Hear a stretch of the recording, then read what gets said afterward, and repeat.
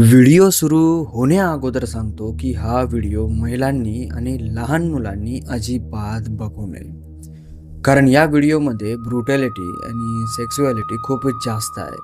त्या कारणामुळं हे व्हिडिओ पाहिल्याच्या नंतर किंवा ऐकल्याच्या नंतर डोक्यावर थोडा परिणामसुद्धा होऊ शकतो. त्या कारणामुळं हा व्हिडिओ बघू नका. सकाळचे 5 वाजलेले असतात. थोडं थोडं तांबडं फुटलेलं असतं. कोंबडे आजूबाजूचे ओरडत असतात, आरोळी देत असतात आणि त्या टायमाला दूधवाला आपलं दूध घेऊन रोजच्या प्रमाणे वरवा द्यायला निघाला होता. तर सुरुवातीचं घर त्याचं अलीकडचंच होतं. पण ते जे घर होतं ना, ते घर थोडं एकल्यात असल्यासारखं होतं, म्हणजे गावाच्या थोडंसं बाहेर. तर तो त्या घरापाशी जातो आणि रोजच्या प्रमाणे आपली गाडी उभी करतो, आपल्या कॅटलीनला दूध पन्नीमध्ये टाकतो, मोजतो आणि त्या पन्नीला रबर लावून त्या घराच्या दरवाजासमोर ठेवायला जातो की त्याला जाणवतं की या घराचा दरवाजा तर ऑलरेडी थोडा उघडलेलाच आहे. तो त्या खिंडीमधून बघण्याचा प्रयत्न करतो की आत नेमकी माणसं आहेत की नाहीत. असतील तर आपण त्यांना आवाज द्यावा, पण त्याचा हात थोडा दरवाजावर लागतो आणि दरवाजा हळूवार आत जातो. दरवाजाची एक फाळी पूर्णपणे उघडलेली असते. दूधवाला आपल्या हातामध्ये दूध घेऊन त्या दरवाजाच्या समोर उभा असतो. त्याला घरात कुणी दिसत नाही, पण घरामध्ये थोडं अंतरावर त्या बैठक रूममध्ये थोडंसं रक्त साचलेलं दिसतं.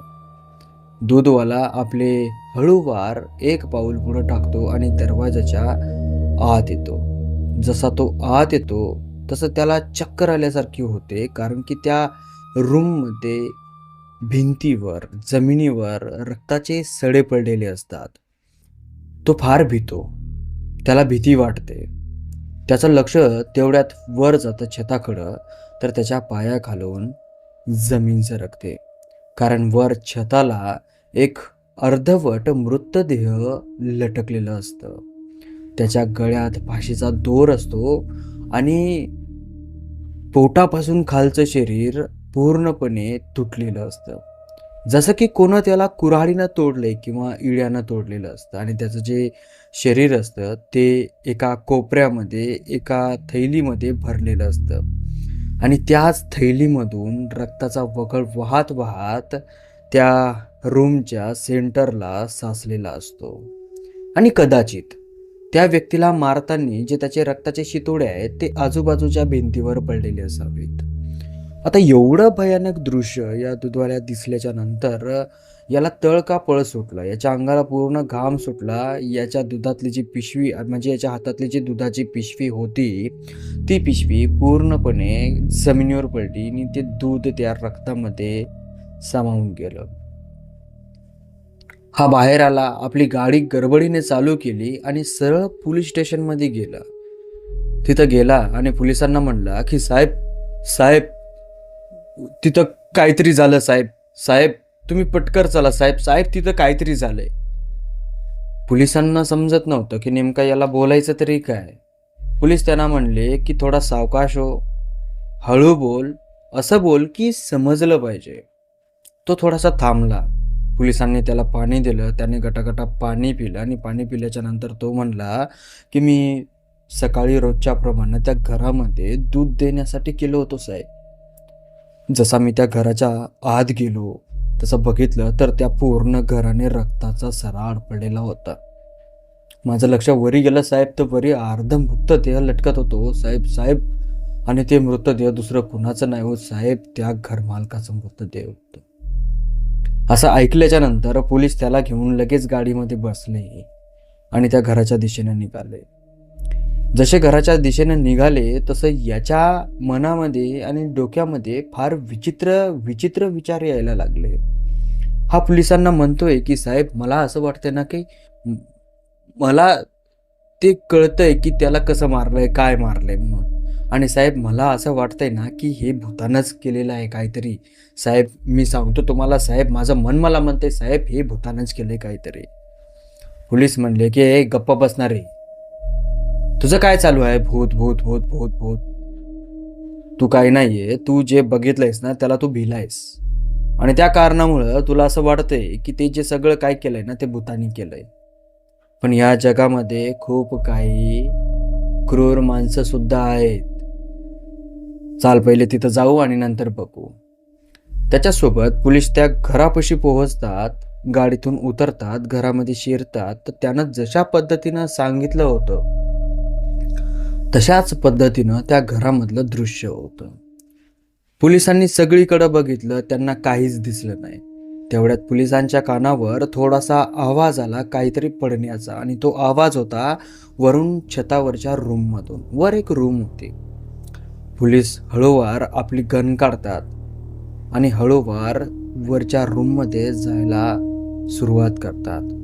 जसे जसे पोलीस त्या वरच्या रूममध्ये जायला सुरुवात करतात तसं तसं प्रत्येकाच्या शरीराला घाम सुटतो, कारण खाली जे दृश्य पाहिलेलं होतं ते फार भयानक होतं. एवढं भयानक दृश्य की आजपर्यंत कधीही बघितलेलं नव्हतं. पोलीस हळूवार त्या रूमच्या दरवाजात जातात. दरवाजा आडो केलेला असतो. पोलीस दरवाजा धाडकरी लोटतात आणि मधात शिरतात. इकडे तिकडे बघतात, त्याला कुणीही दिसत नाही. पण एक आवाज अजून त्या पोलिसांच्या कानावर येतो, फुसफुसण्याचा आणि रडण्याचा. आणि तो आवाज पलंगाच्या एका छोट्याशा कोपऱ्यामधून येतो. म्हणजे असा आडवा पलंग असतो, पलीकडून एक छोटीशी जागा असते आणि त्या जागेच्या काठावर कुणीतरी बसलेलं असतं. पोलीस हळूवार इकडच्या दिशेला जातात की ज्या दिशेनं पोलिसांना कोण आहे ते स्पष्टपणे दिसावं अशा जागेवर. तिथं जातात, बघतात तर तिथं एक स्त्री बसलेली असते, जिचं पूर्ण शरीर उघडं असतं, अंगावर एकही वस्त्र नसतं आणि तिच्या समोरासमोर एक शस्त्र पडलेलं असतं, एक कोयता, जे त्यांच्या शेतामधला असावा किंवा त्यांच्या घरामधला काही काम करण्यासाठी आणलेला असावा. कोयत्याकडे बघितलेलं होतं तर कोयतं असं वाटत होतं की कित्येक वर्षापासून त्याला काही काम नसल्या कारणामुळं त्याला जंग लागलाय. पण त्याच कोयत्यानं याचं अर्ध मृतदेह तोडलेलं होतं. आणि कदाचित असं असावं की या मृतदेह तोडताना याचं जे रक्त वगैरे आहे ते सगळं रक्त त्या स्त्रीच्या अंगावर पडलं असावं, कारण की त्या स्त्रीचं पूर्ण शरीर रक्तानं भिजलेलं होतं आणि ती स्त्री रडत होती. पोलीस तिच्या जवळ जातात, तिला विचारतात. तिच्या जवळचं जे शस्त्र आहे ते शस्त्र उचलतात. पहिले तर पोलीस ठाण्यामध्ये फोन करतात आणि लेडीज कॉन्स्टेबलला बोलावतात. तिला तिथून उठवतात, नेतात आणि पोलीस स्टेशनमध्ये विचारपूस करायला सुरुवात करतात. तिला जशी विचारपूस करायला सुरुवात करतात तसं ती अजून एक शब्द बोलते की माझ्या घरामध्ये माझा जो पलंग आहे त्या पलंगामध्ये माझी मुलगी झोपलेली आहे. माझ्या मुलीला तुम्ही पहिले बाहेर काढा, नाहीतर तो राक्षस माझ्या मुलीला परत काहीतरी करेल. पोलीस परत तिच्या घरामध्ये जातात, पलंगावरची गादी काढतात, पलंग असा उखळतात तर पूर्णपणे पोलीस दंग राहतात, कारण त्या पलंगामध्ये छोट्या छोट्या तुकड्यांमध्ये एक मुलगी पडलेली असते. तुकडे असे तसे नाही आहेत. तुकडे हा डोळा वेगळा, हा डोळा वेगळा, आणि डोळा म्हणजे असं नाही की डोळा काढून वेगळा, नाही, हा पूर्ण भाग कापून वेगळा, हा पूर्ण भाग कापून वेगळा, हा पूर्ण भाग कापून वेगळा. असे छोटे छोटे तुकडे त्या पलंगामध्ये होते. ते तुकडे असे एकमेकांना जोडलेले होते. हे सगळं पाहिल्याच्या नंतर पोलिसांच्या पायाखालून पूर्ण जमीन सरकली. आता तुम्हाला असं वाटत असेल की मी एखादी क्राईम स्टोरी सांगतोय, पण नाहीये. ही क्राईम स्टोरी नाहीये, ही एक हॉरर स्टोरीच आहे. पण अगोदर जे होतं, ज्या दिसण्यावरून हे सगळं जे काही झालं, यांना भीती जे वाटली ते मी तुम्हाला अगोदर सांगितलंय. पण आता जी स्टोरी, जे खरं कारण जे आहे ना ते इथून चालू होतं. जे ही महिला सांगते ना पोलिसांना की माझ्या घरामध्ये नेमकं झालं काय आणि हे कशा पद्धतीनं झालं, त्यावेळेस पूर्णपणे शॉकिंगमध्ये जातो आपण. तर तयार राहा, कारण की इथून समोर खतरनाक खेळ चालू होणार आहे. आणि जर इथपर्यंत तुम्ही आपला व्हिडिओ बघितलाच असेल तर प्लीज एकदा चॅनलला सबस्क्राईब करा आणि व्हिडिओला शेअर करा. पण लक्षात असू द्या, मुलींना हा व्हिडिओ शेअर नका करू.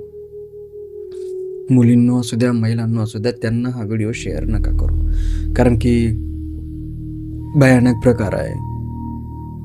आता ते थल्ल मृतदेह, ते वर लटकलेला मृतदेह, हे दोन्ही मृतदेह पोलीस आणतात, पोस्टमॉर्टमसाठी पाठवतात आणि त्याची पडताळणी करायला सुरुवात करतात. तोपर्यंत या महिलेशी थोडीशी विचारपूस करायला सुरुवात करतात. तर महिला म्हणते की मी काहीच केलेलं नाहीये, मी फक्त माझ्या नवऱ्याला मारलंय, पण माझ्या नवऱ्याने माझ्या मुलीला मारलंय. आता पोलिसांना या गोष्टीवर थोडा विश्वास बसत नव्हता, कारण एखादी स्त्री एवढ्या ब्रुटॅलिटीने जर एखाद्या पुरुषाला मारू शकत असेल, तर तिच्यासाठी एखादी मुलगी काय एक चिल्लरपणा आहे. आता ती महिला हे पण सांगत होती की मी माझ्या नवऱ्याला अशा पद्धतीनेही मारलं नाही. जो तुम्हाला हा चाकू सापडला आहे, हा चाकू माझा नाही आहे किंवा हा कोयता माझा नाही आहे, तो माझ्या पुढं आणून फेकण्यात आला होता आणि मी तिथं रडत बसले होते. मी जर काय हालचाल केली असती ना, तर मला देखील मारल्या गेलं असतं. तुम्हाला दिसलं नाही का की माझ्या शरीरावर एकही कपडा नव्हता, पण मला सुद्धा त्याने त्रास दिलाय. मला सुद्धा त्याने माझ्यासोबत सुद्धा छळ केला. आणि छळ असा तसा नाही आहे. मी बाथरूम करायला सुद्धा जाते, तर अंगातलं जे युरेन आहे ते लाल रंगाचं बाहेर पडते. पोलिसांना कळे ना की नेमकं काय बोलायचा प्रयत्न करते. पोलीस म्हणले की तू नेमकं बोलतीयस तरी काय. ती म्हणते की माझा वारंवार करण्यात आलेला आहे. पोलिसांना विश्वास पटला नाही. पोलिसांनी तिला चेकअपसाठी पाठवलं. चेकअप केलं. चेकअपमध्ये खूप भयानक प्रकार बाहेर आला. चेकअपमध्ये जे आलं ते असं होतं की गेल्या 3 महिन्यापासून हिचा नॉनस्टॉप हिचा शारीरिक छळ करण्यात आलेला आहे. आणि तो शारीरिक जो छळ आहे ना, तो शरीराच्या आतून करण्यात आलेला आहे. जखमा पूर्ण शरीराच्या आतून आहेत, त्या मेन पार्टच्या माध्यमातून पूर्ण. बाहेरून एक असं खरचटलेलं सुद्धा नव्हतं, शरीराच्या आतून. आणि हे कम्प्लिटली 3 महिने चाललं. आता हा रिपोर्ट आल्याच्या नंतर पोलीस पूर्णपणे कन्फ्यूज झाली की तू हे काय आहे, जरा आम्हाला डिटेलिंगमध्ये सांगतीस का. तिने सांगितलं की माझा जो नवरा आहे तो एका कंपनीमध्ये मॅनेजर म्हणून काम करतो आणि त्यांची जी कंपनी आहे ती कंपनी त्यांच्यावर खूप जास्त ट्रस्ट करते, कारण की त्या कंपनीचा एक चांगला एम्प्लॉई म्हणून माझा नवरा आहे. त्या कारणामुळं ती कंपनी जिथं जिथं काम बिघडलेलं आहे तिथं माझ्या नवऱ्याचं ट्रान्सफर करते. आणि तिथं काम एकसारखं चालायला लागलं तर माझ्या नवऱ्याचा परत दुसऱ्या बिघडलेल्या जागेवर ट्रान्सफर करते.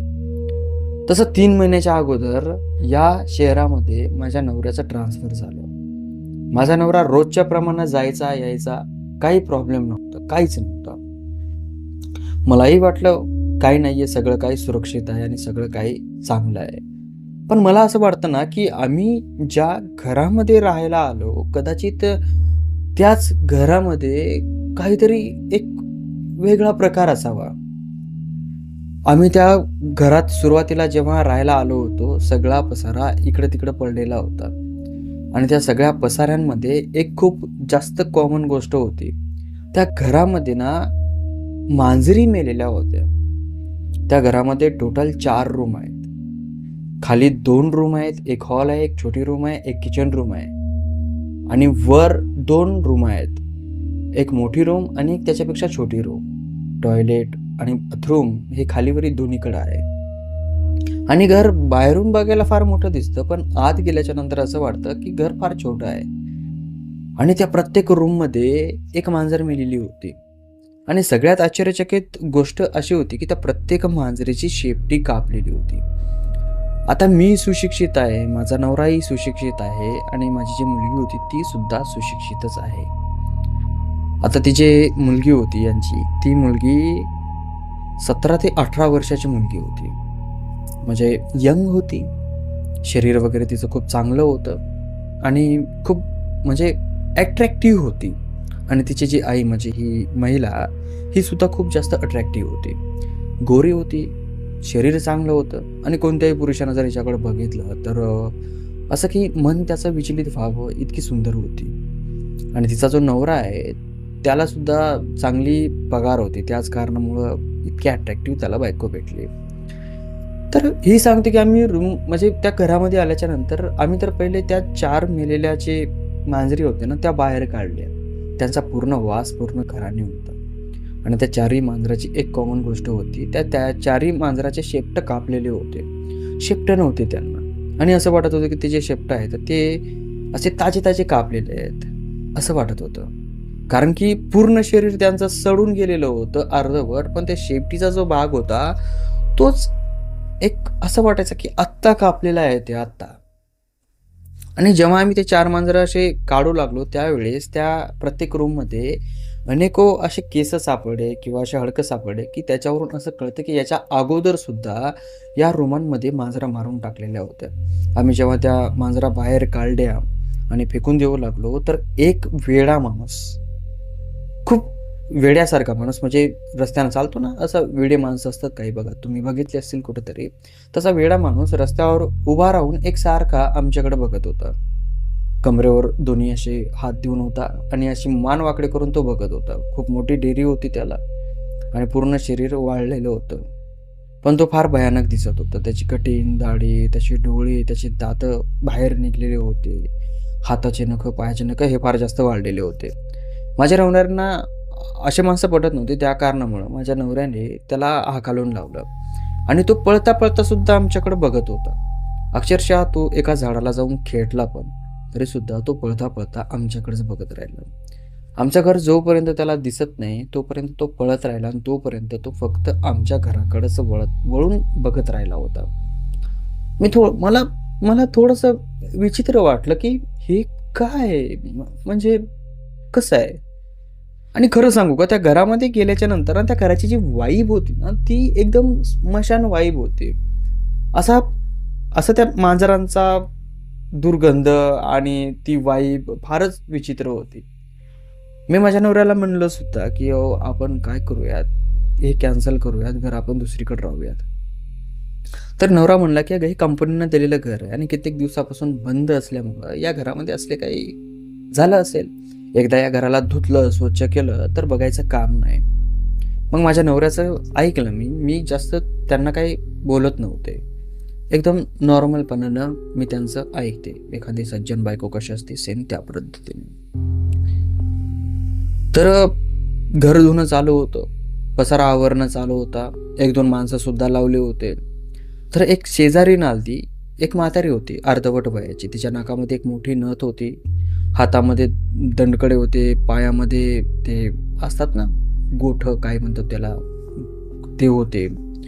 चांगली होती. चांगल्या गरजी होती. ती आली आणि ती बाहेर बसली.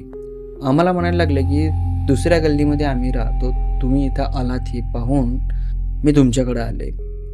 आता त्या बाईसोबत मी बोलत होते. माझा नवरा मधात कामं करत होते. माझी जी लेक आहे ती बाजूला बसलेली होती. तर मी त्या बाईला बोलायला लागले. त्या बाईनं सुरुवातीला मला खूप चांगली बोलली, की "तुम्ही कुठले? इथं कसे काय आलात? मग किती दिवस राहणार आहे तिथं?" अशा पद्धतीने ती बोलायला लागली. आणि लास्टला जाता-जाता ती एक असं काहीतरी बोलली, की माझं माझं डोकं असं सुन्न झाल्यासारखं झालं. ती मला म्हणली, की "इथं जर राहताय ना तुम्ही तर जरा सांभाळून राहा." मी तिला म्हणलं, "काय चोरं वगैरे राहतात का? इथं येतात का? का काही धोका असतो बाहेरच्या माणसांचा?" ती म्हणली, "नाही, नाही. बाहेरच्या माणसांचा धोका या घरामध्ये राहणाऱ्यांना नाही होत. या घरामध्ये राहणाऱ्या माणसांचा धोका या घरातल्या माणसांना होतो." एवढं बोलली आणि ती निघून गेली. हे शब्द, हे वाक्य माझ्या डोक्यामध्ये फार गोंधळून गेलं. मला काही कळालंच नाही ती काय बोलली आणि काय नाही. पण ही गोष्ट मी माझ्या मनातच ठेवली. मी माझ्या नवऱ्याला नाही सांगितली, कुणाला नाही सांगितली. घर रेडी झालं. मी, माझी मुलगी, माझा नवरा घरामध्ये राहायला गेलो.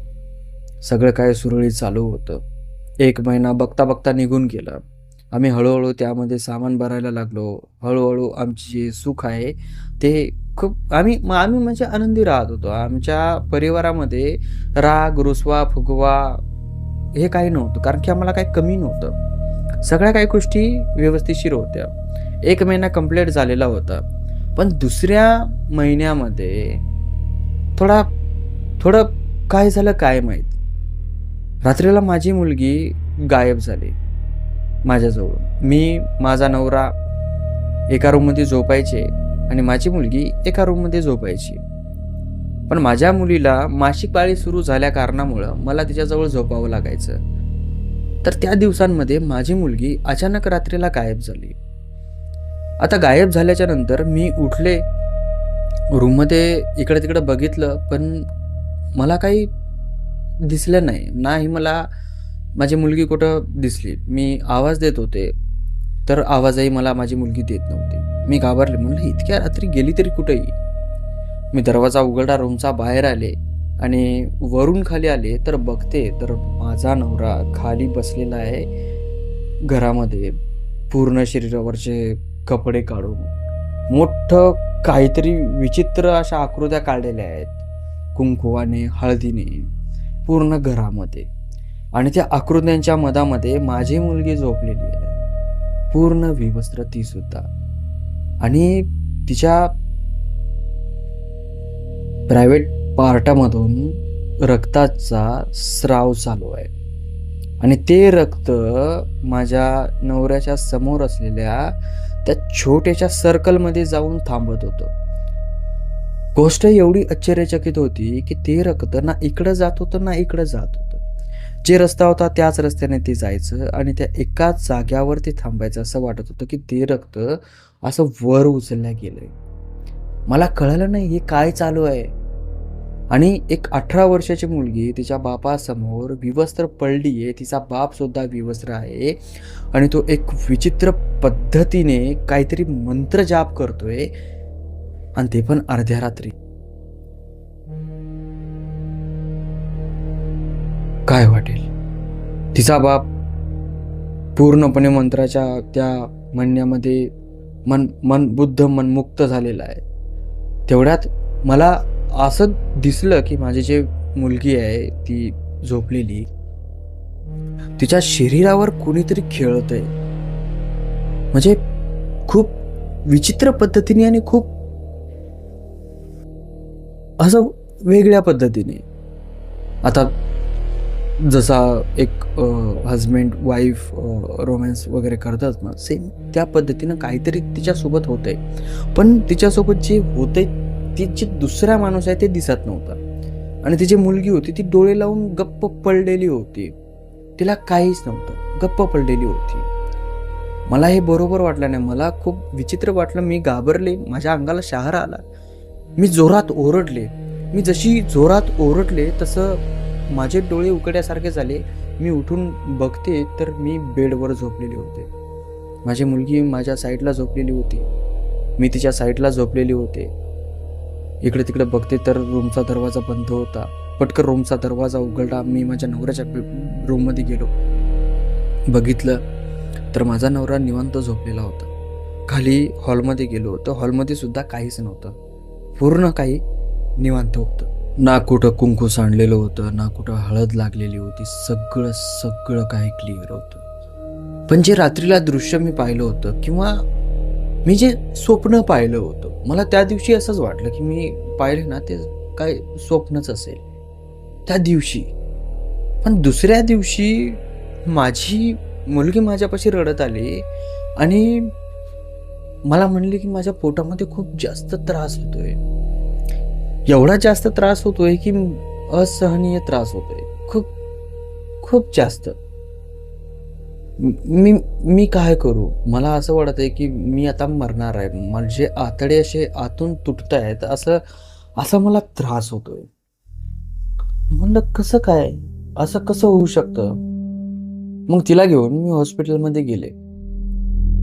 डॉक्टरांना सांगितलं की असं असं होतंय. डॉक्टरांनी चेकअप केला. चेकअप केल्याच्या नंतर डॉक्टर माझ्यापाशी आले आणि मला म्हणले की काही झालं का? म्हणजे ही काय करत होती का?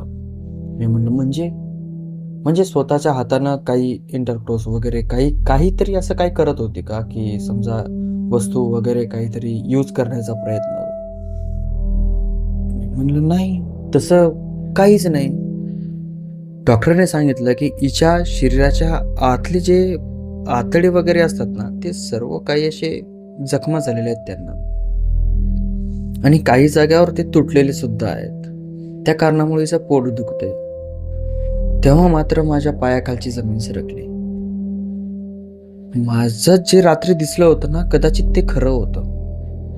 मी माझ्या मुलीला घेऊन घरी आले. घरी आल्याच्या नंतर माझ्या नवऱ्याची येण्याची वाट बघत होते. संध्याकाळी 9-9:30 वाजली असती.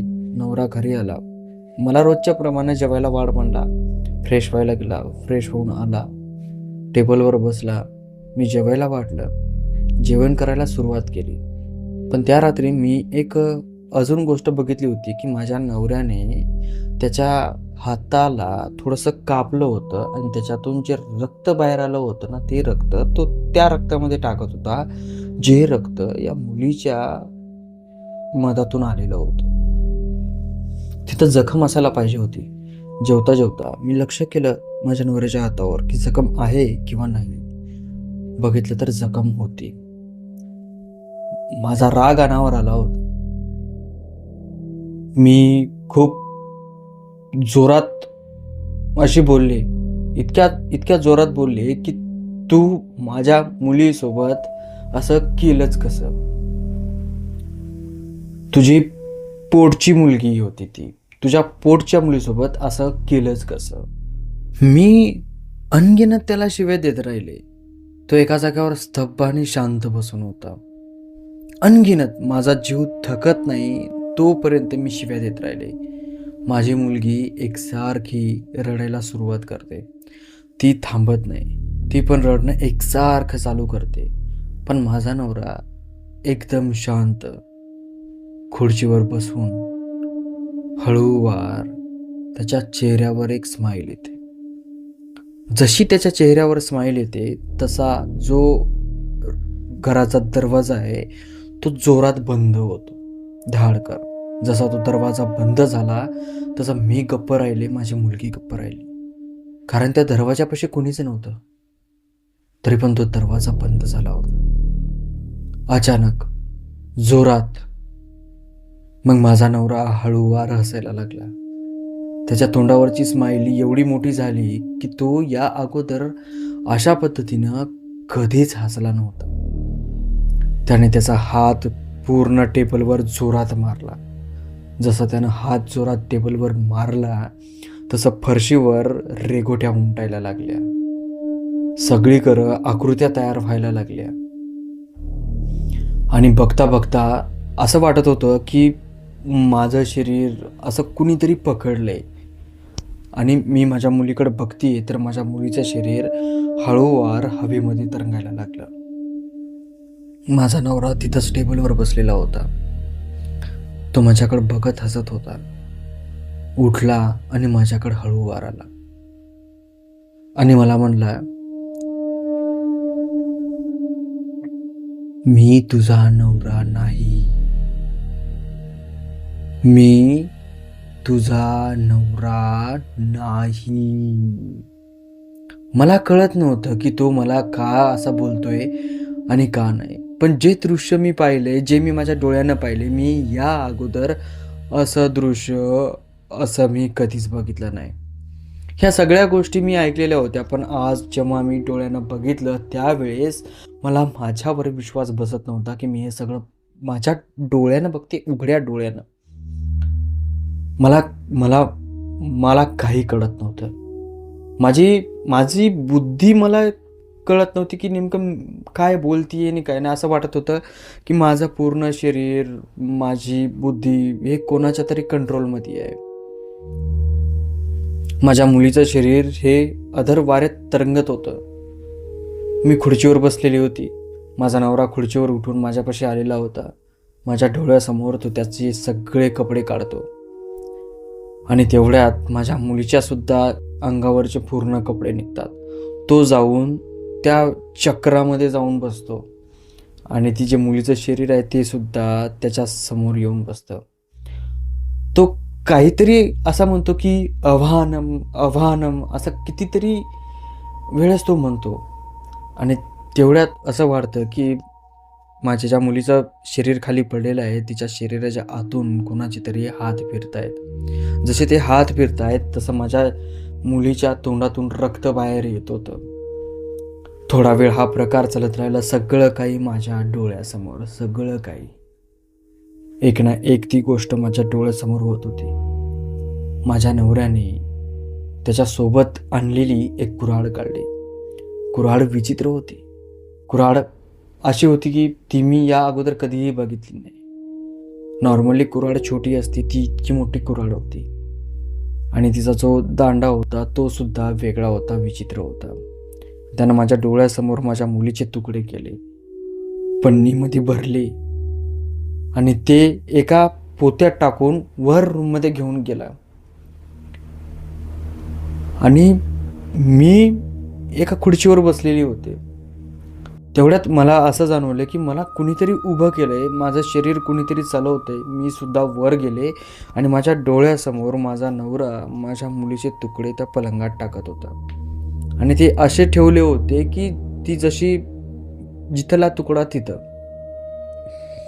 अशा पद्धतीने तिथं ते ठेवले होते पलंगामध्ये. आणि वरून झाकण लावलं पलंगाचं, पाटी ती त्याच्यावर गादी टाकली आणि त्यावर माझ्याकडे असा हात करून असं केलं. माहिती नाही पण माझं शरीर आपोआप त्या पलंगावर गेलं.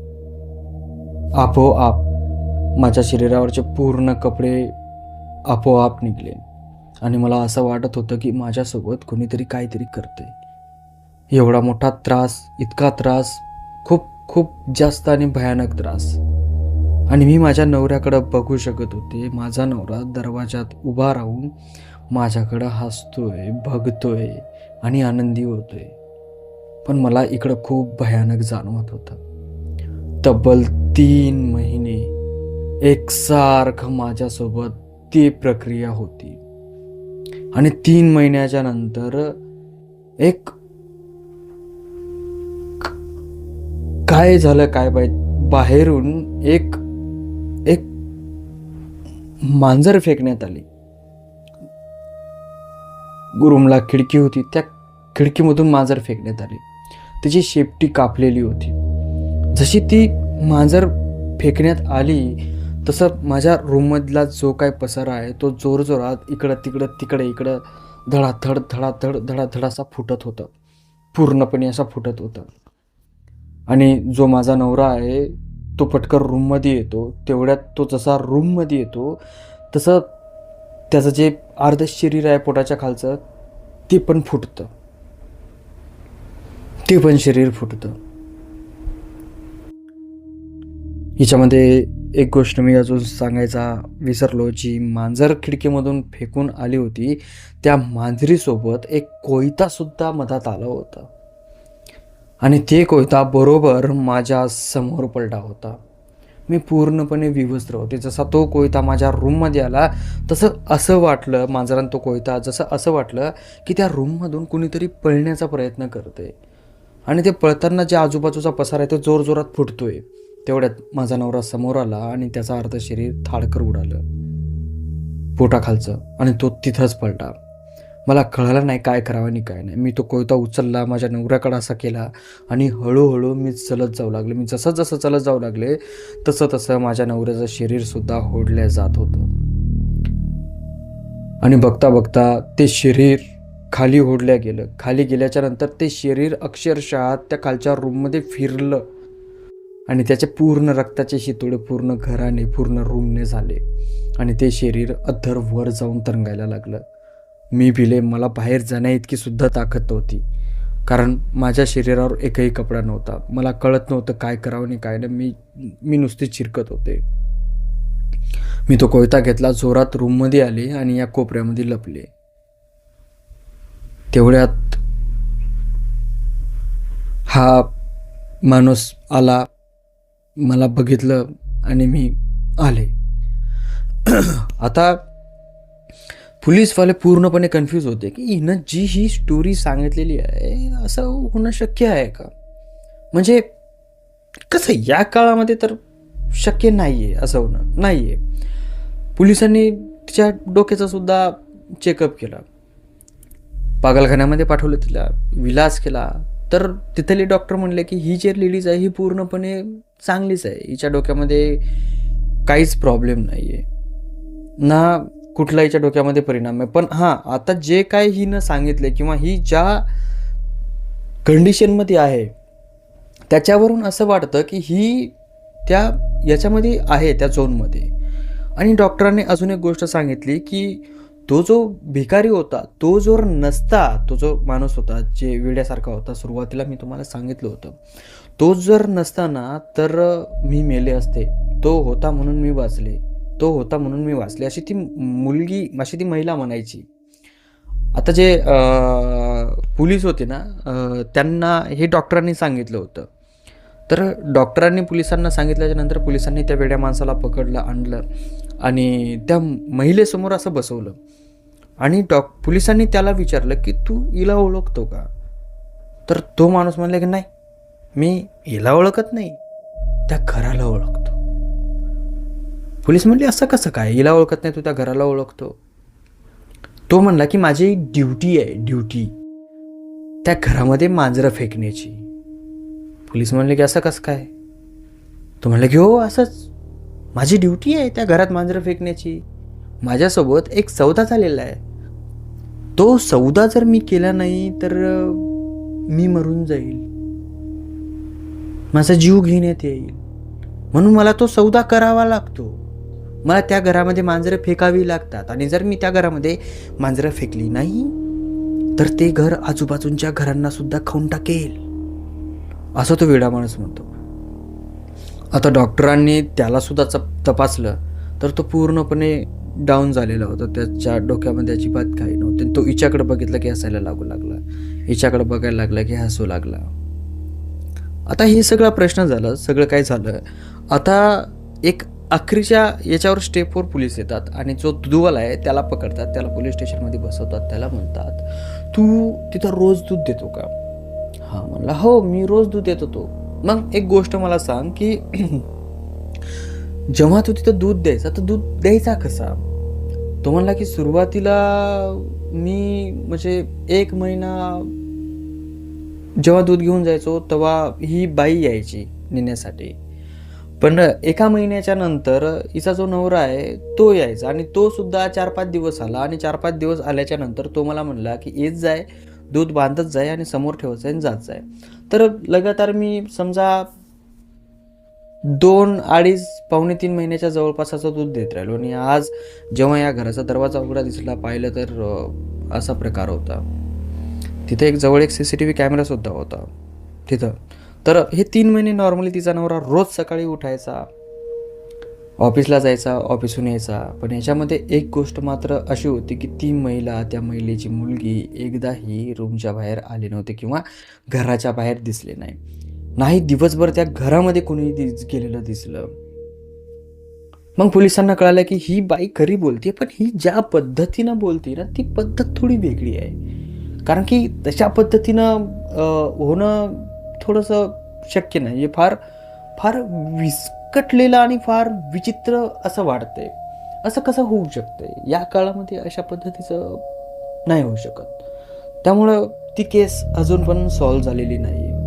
त्या महिलेला अजून पण पोलीस स्टेशनमध्ये ठेवलेलं आहे आणि आज पण त्या घरामध्ये कोणी राहत नाही. जर कोणी राहायला गेलं, राहण्याचा विचार केला तर त्याला अगोदरच स्वप्न येतात की असं असं झालेलं आहे किंवा या पद्धतीचं असं काही, म्हणजे ते स्वप्न खूप विचित्र येतात जे घराबद्दल एकदम भीती निर्माण करून टाकतात. त्या घरामध्ये कोणी जात नाही. आजूबाजूला विचारलं तर आजूबाजूची माणसं म्हणायला लागली की या घरामध्ये कोणी जरी राहायला गेलं तर काही ना काहीतरी होतंय. आणि मॅक्झिमम तर हे घर जेव्हापासून बांधलेलं आहे तेव्हापासून इथं कोणी जास्त राहत नाही. खाजगी होतं पहिले, त्याच्यानंतर कुणीतरी कंपनीने प्रॉपर्टी विकत घेतली आणि मग कंपनीवाल्या माणसांना माहिती झालं की तर काहीतरी प्रॉब्लेम आहे, काहीतरी असं आहे तसं आहे, म्हणून इथून जाते. आजूबाजूचे लोक असे सांगतात की या घराच्या आजूबाजूला जे गवत झालेलं आहे ते गवतसुद्धा कोणते ढोरं खात नाहीत किंवा पाखरंसुद्धा या घराच्या आजूबाजूला सुद्धा बसत नाहीत. तुम्ही बघू शकता. पोलिसांनी निरीक्षण केलं तर तसं होतं. सगळ्या घरांवर, सगळ्या घराबाजूला कुत्रे, कित्रे हे ते जायचे, पण या घराच्या आजूबाजूलाही कुत्रं जायचं नाही, ना कुठलं पाखरू बसायचं.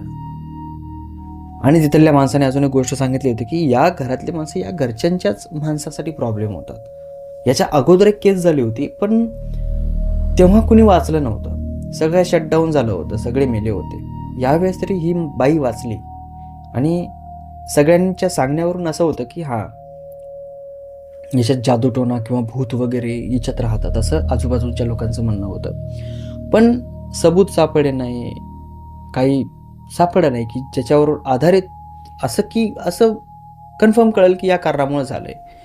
ना कोणी घरात घुसलेलं दिसलं, ना कोणी घरातून आलेलं दिसलं. फक्त तिचा नवरा जात होता, येत होता 3 महिने एकसारखा. ती खूप आश्चर्यचकित गोष्ट होती. घरातली महिला 3 महिने घराच्या बाहेर निघली नाही. त्याच्यावरून असं वाटतं की ही महिला खरं बोलत होती. पण मग त्या घरामध्ये दुसरं कोणी गेलंही नव्हतं. दुसरं कोणाचे हातावर त्या निशाणाही दिसले नाहीत किंवा काहीच दिसलंच नाही. सरळ सरळ ही महिला तिथं सापडली. तर हे तिथंच थांबलं आणि आपली कथाही इथंच थांबवूयात. कथा जर आवडली असेल कथेला लाईक करा, चॅनलला सबस्क्राईब करा. आणि